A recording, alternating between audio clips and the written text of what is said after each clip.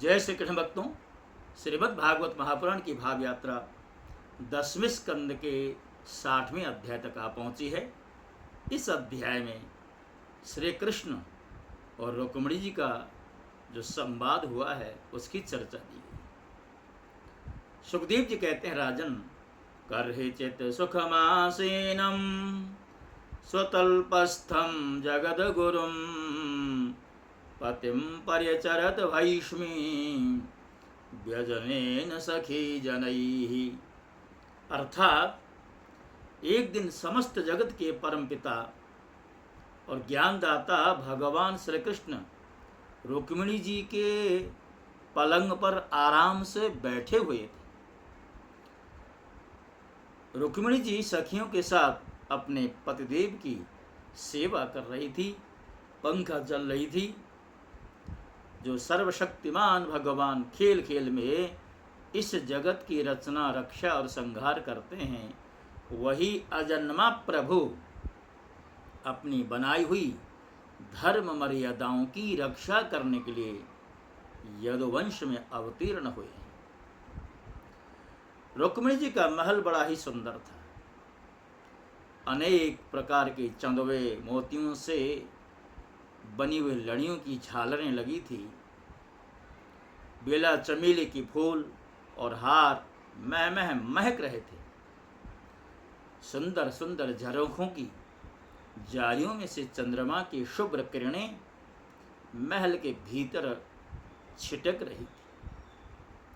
उद्यान में पारिजात के उपवन की सुगंध लेकर मंद मंद शीतल मंद वायु बह रही थी। झरोखों की जालियों में से अगर के धूप का धुआं बाहर निकल रहा था। ऐसे महल में दूध के फेन के समान कोमल और उज्ज्वल बिछौनों से युक्त सुंदर पलंग पर भगवान श्री कृष्ण बड़े आनंद से विराजमान थे और रुक्मिणी जी त्रिलोकी के स्वामी को पति रूप में प्राप्त करके उनकी सेवा की। रुक्मिणी जी ने अपने सखी के हाथ से वह चंवर लिया जिसमें रत्नों की डांडी लगी थी। रुक्मिणी जी इसे डुला डुला कर भगवान की सेवा करने लगी। उनके कर कमलों में जड़ाऊ अंगूठियां, कंगन और चंवर शोभा पा रहे थे। चरणों में मणिजत पायजेब रुंझुन रुंझुन कर रहे थे। नितंब भाग में बहुमूल्य करधनों की लड़ियां लटक रही थी। रुक्मिणी जी की घुंघराली अलकें और कानों के कुंडल और गले के स्वर्णहार अत्यंत विलक्षण थे। उनके मुखचंद्र से मुस्कुराहट की अमृत वर्षा हो रही थी। भगवान श्री कृष्ण यह देखकर बहुत प्रसन्न हुए कि रुक्मिणी जी मेरे परायण हैं, मेरी अनन्य प्रेयसी हैं। तब उन्होंने बड़े प्रेम से मुस्कुराते हुए उनसे कहा, भगवान बोले, राजकुमारी, बड़े बड़े नरपति जिनके पास लोकपालों के समान ऐश्वर्य और संपत्ति है, जो बड़े बड़े महानुभाव और श्रीमान हैं तथा सुंदरता, उदारता और बल में भी बहुत आगे बढ़े हुए हैं, तुमसे विवाह करना चाहते थे। तुम्हारे पिता और भाई भी उन्हीं के साथ तुम्हारा विवाह करना चाहते थे। यहाँ तक कि उन्होंने वाग्दान भी कर दिया था। शिशुपाल आदि बड़े बड़े वीरों को जो कामोन्मत्त होकर तुम्हारे याचक बन रहे थे, तुमने छोड़ दिया और मेरे जैसे व्यक्ति को जो किसी प्रकार तुम्हारे समान नहीं है, अपना पति स्वीकार किया। तुमने ऐसा क्यों किया देवी? सुंदरी, देखो, हम जरासंध आदि राजाओं से डरकर समुद्र की शरण में आ बसे। बड़े बड़े बलवानों से हमने वैर बांध रखा है और प्रायः राज सिंहासन के अधिकार से भी हम वंचित हैं। हम किस मार्ग के अनुयायी हैं, हमारा कौन सा मार्ग है, हमें तो यह भी ज्ञात नहीं है। जो स्त्रियां हमारे जैसे पुरुषों का अनुसरण करती हैं उन्हें अंततः क्लेश का भागी होना पड़ता है। हम तो सदा से अकिंचन हैं, न तो हमारे पास कभी कुछ था और न आगे होगा। ऐसे ही अकिंचन लोगों से हम प्रेम भी करते हैं और ये लोग भी हमसे प्रेम करते हैं। यही कारण है कि अपने को धनी समझने वाले लोग प्रायः हमसे प्रेम नहीं करते। जिनका धन, कुल, ऐश्वर्य, सौंदर्य और आय अपने समान होती है, उन्हीं से विवाह और मित्रता का संबंध रखना चाहिए। यहाँ पर सुंदर श्लोक दिया गया है, ययोरात्म समम वित्तम जन्मैश्वर्य कृतिर्भवः तयोर्विवाहो मैत्री च नोत्तमा धमयो क्वचित। हे विदर्भ राजकुमारी, तुमने अपनी अदूरदर्शिता के कारण इन बातों का विचार ही नहीं किया और बिना जाने समझे भिक्षुकों से हमारी झूठी प्रशंसा सुन करके मुझ गुणहीन को तुमने वर्ण कर लिया। अब भी कुछ बिगड़ा नहीं, तुम अपने अनुरूप किसी श्रेष्ठ क्षत्रिय का वर्ण कर सकती हो, जिसके द्वारा तुम्हारी इहलोक और परलोक की सारी आशाएं पूर्ण हो सकेंगी।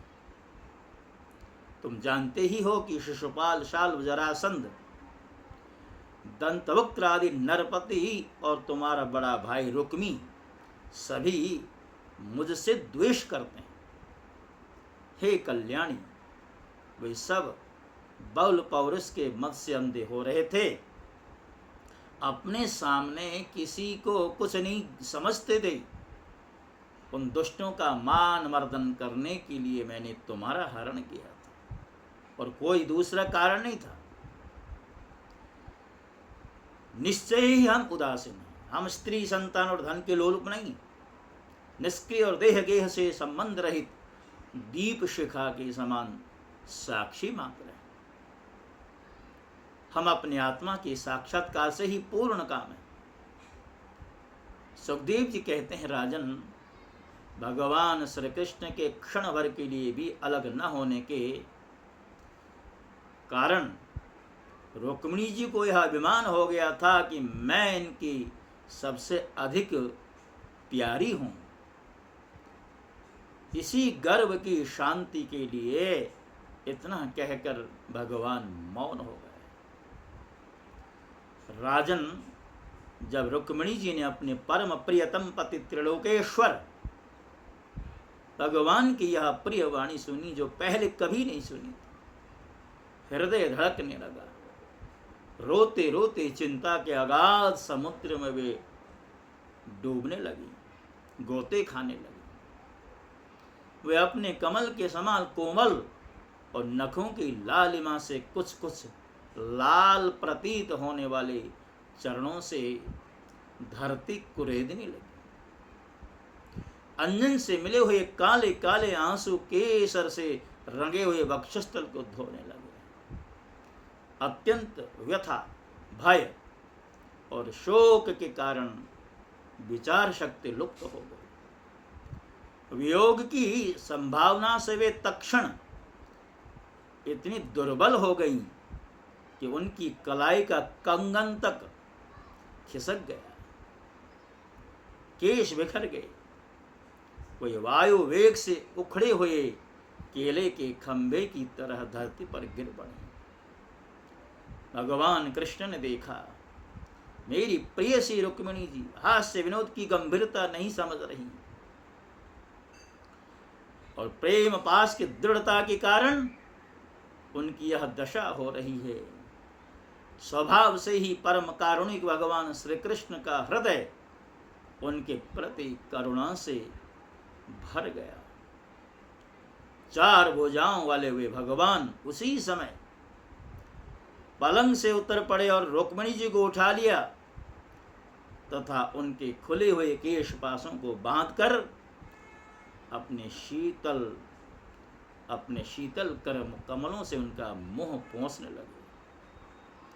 भगवान ने उनके नेत्रों के आंसू और शोक के आंसुओं से भीगे हुए स्तनों को पहुंचकर अपने प्रति अनन्य प्रेम भाव रखने वाली एवं उन सती रुक्मिणी जी को बाहों में भरकर छाती से लगा दिया।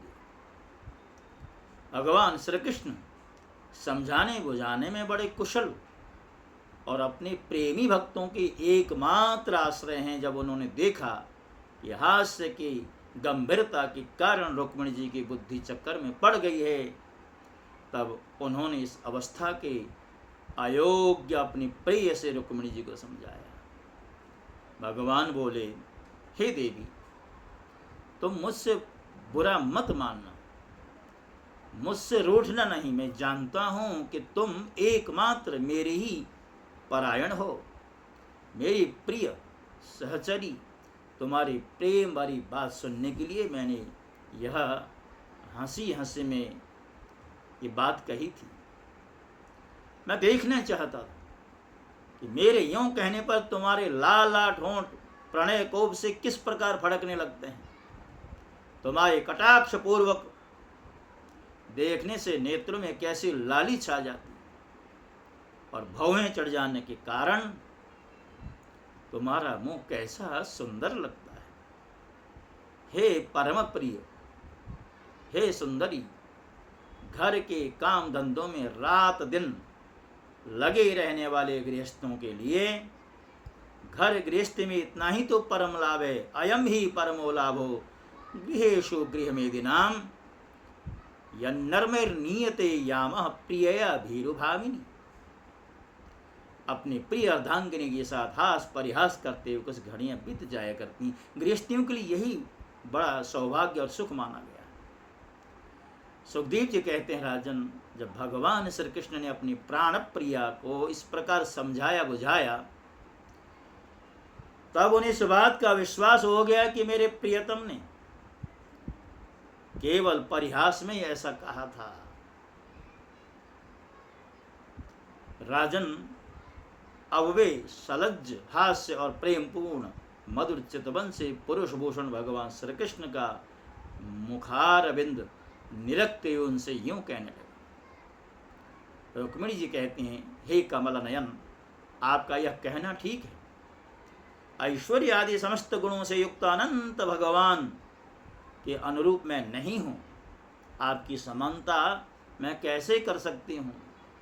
कहाँ तो अपनी अखंड महिमा में स्थित तीनों गुणों के स्वामी तथा ब्रह्मादि देवताओं से सेवित आप भगवान, और कहाँ तीनों गुणों के अनुसार स्वभाव रखने वाली गुणमय प्रकृति मैं, जिसकी सेवा कामनाओं के पीछे भटकने वाले अज्ञानी लोग ही किया करते।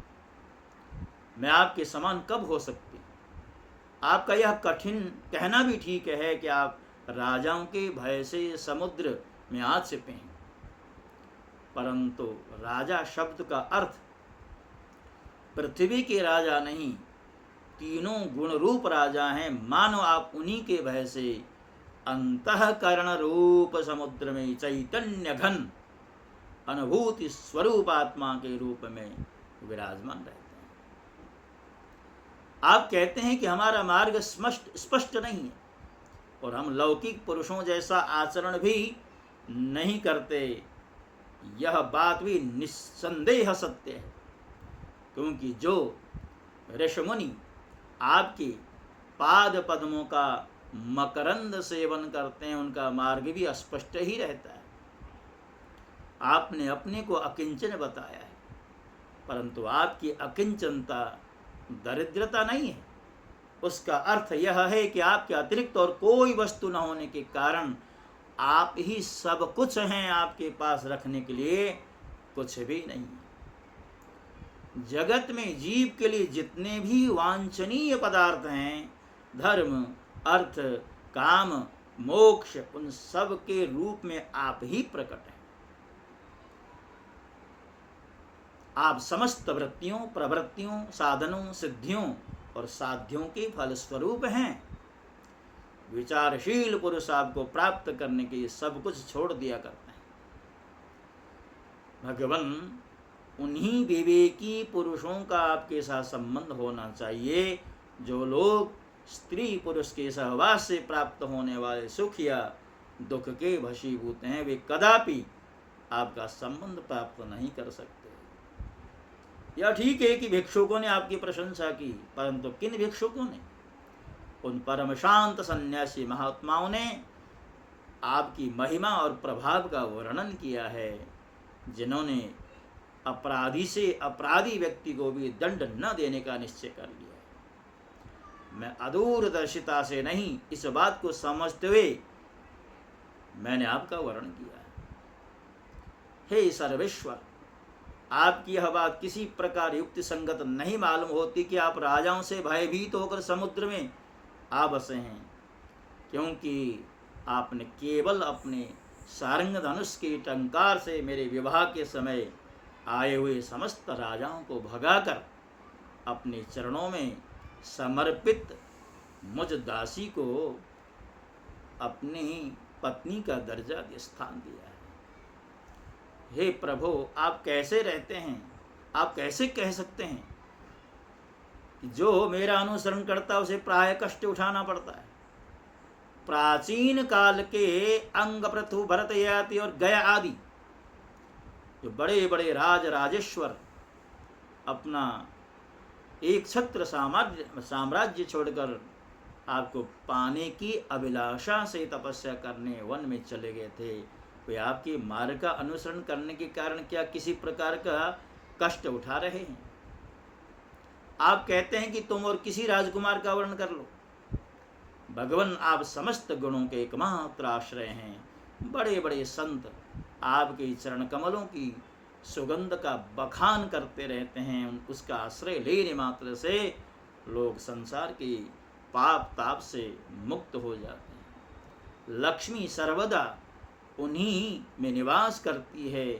फिर आप बतलाइए कि अपनी स्वार्थ और परमार्थ को भली भांति समझने वाली ऐसी कौन स्त्री है जिसे एक बार उन चरण कमलों की सुगंध सूंघने को मिल जाए और फिर उनका तिरस्कार करके ऐसे लोगों का वर्णन करे जो सदा मृत्यु, रोग, जन्म, जरा आदि भयों से युक्त हैं। प्रभु, आप सारे जगत के एकमात्र स्वामी हैं। आप इस लोक और परलोक में समस्त आशाओं को पूर्ण करने वाले एवं आत्मा हैं। हे अच्युत, गधों के समान घर का बोझा ढोने वाले, बैलों के समान गृहस्थी के व्यापारों में च्युति रहकर कष्ट उठाने वाले, कुत्तों के समान तिरस्कार सहने वाले, बिलाव के समान कृपण और हिंसक तथा कृतदासों के समान स्त्री की सेवा करने वाले, शिशुपाल आदि राजा लोग जिन्हें वर्ण करने के लिए आपने मुझे संकेत किया है, उसी अभागिनी स्त्री के पति हों जिनके कानों में भगवान शंकर, ब्रह्मा आदि देवेश्वरों की सभा में गाई जाने वाली आपकी लीला कथा ने प्रवेश नहीं किया है। हे कमल नयन, आप आत्मा राम हैं। मैं सुंदरी अथवा गुणवती हूँ, इन बातों पर आपकी दृष्टि नहीं जाती, अतः आपका उदासीन रहना स्वाभाविक है। फिर भी आपकी चरण कमलों में मेरा सुदृढ़ अनुराग हो, यही मेरी अभिलाषा है। हे मधुसूदन, आपने कहा कि किसी अनुरूप वर को वर्ण कर लो। मैं आपकी इस बात को भी झूठ नहीं मानती, क्योंकि कभी कभी एक पुरुष के द्वारा जीती जाने पर भी काशी नरेश की कन्या अम्बा के समान किसी की दूसरे पुरुष में भी प्रीति रह जाती है। उल्टा स्त्री का मन तो विवाह हो जाने पर भी नए नए पुरुषों को ओर खींचता रहता है। बुद्धिमान पुरुष को चाहिए कि वह ऐसे उल्टा स्त्री को अपने पास न रखे। उसे अपनाने वाला जो पुरुष होता है, इस लोक में और परलोक में जो उसकी गति होती है उसे खो बैठता है। जैसे ही रुक्मिणी जी ने सुंदर उत्तर दिया है, भगवान बोले, साध्वी, हे राजकुमारी, यही बात सुनने के लिए तो मैंने तुमसे ऐसी हंसी की बात करी थी। तुमने मेरे वचनों की जैसी व्याख्या की है, वह अक्षरशः सत्य है। हे सुंदरी, तुम मेरी अनन्य प्रेयसी हो, मेरे प्रति तुम्हारा अनन्य प्रेम है। तुम मुझसे जो जो अभिलाषाएं करती हो वे तो तुम्हें सदा सर्वदा प्राप्त ही हैं। और यह बात भी है कि मुझसे की हुई अभिलाषाएं सांसारिक कामनाओं के समान बंधन में डालने वाली नहीं है, बल्कि वे समस्त कामनाओं से मुक्त कर देती। प्रिय, मैं मोक्ष का स्वामी लोगों को संसार सागर से पार करता हूँ। जो सकाम पुरुष अनेक प्रकार के व्रत और तपस्या करके दाम्पत्य जीवन के लिए विशेष सुख की अभिलाषा से मेरा भजन करते हैं, वे मेरी माया से मोहित हैं। हे प्राण प्रिय, यह बड़े आनंद की बात है कि तुमने अब तक निरंतर संसार बंधन से मुक्त करने वाली मेरी सेवा की। दुष्ट पुरुष ऐसा कभी नहीं कर सकते। जिन स्त्रियों का चित्त दूषित कामनाओं से भरा हुआ है और जो अपनी इंद्रियों की तृप्ति में लगी रहने के कारण अनेकों प्रकार के छल छंद रचती रहते हैं, उनके लिए तो ऐसा करना और भी कठिन हो जाता है। भगवान ने रुक्मिणी जी की बातों का कितना सुंदर, पहले तो रुक्मिणी जी ने किया, उसके बाद भगवान ने रुक्मिणी जी के द्वारा भगवान की महिमा की जो व्याख्या की गई उसका अनुमोदन किया है। भगवान श्री कृष्ण समस्त जगत को शिक्षा देने वाले और सर्वव्यापक हैं। तो इसी प्रकार दूसरी पत्नियों को महलों में भी गृहस्थों के समान रहते और गृहस्थोचित धर्म का पालन करते रहते थे। भक्तों, इसी के साथ साथ यह जो अध्याय है, इसकी जो श्रृंखला है, इसे विश्राम देने का समय आ गया है। और आपसे हार्दिक अनुरोध मेरी ओर से ही रहता है, इस चैनल को अवश्य सब्सक्राइब करें। इन्हीं शब्दों के साथ आपसे विदा होता हूँ। जय श्री कृष्ण। ओम नमो भगवते वासुदेव।